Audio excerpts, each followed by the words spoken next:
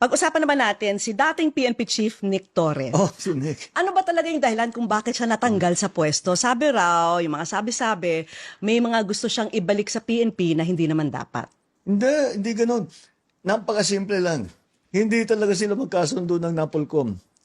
Talaga sinasabi niya, I don't agree with what they do. Pinapaliwanag, nag-uusap nga kami, sabi ko, chain of command yan, that's the civilian authority, hindi mo pwedeng hindian yan. Sabi niya, hindi ko talaga kayang gawin. Sabi ko, i-relieve kita. Sabi niya, what can I do?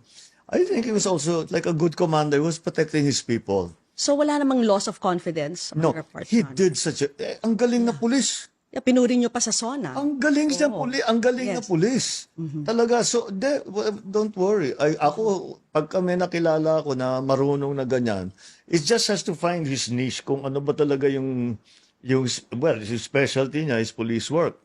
And so we'll find a way to avail of his talents. So it's not because may gusto siyang ipasok. I think I heard the Yeah, marami. General Medina, he wanted to bring back General Medina to the PNP, whereas dati nang natanggal itong si General Medina dahil No, nga there was sa nothing. involvement sa illegal drugs. Walang ganon. There was nothing Walang like that. ganon. Okay. Do we have a position in mind already for Nick Torre?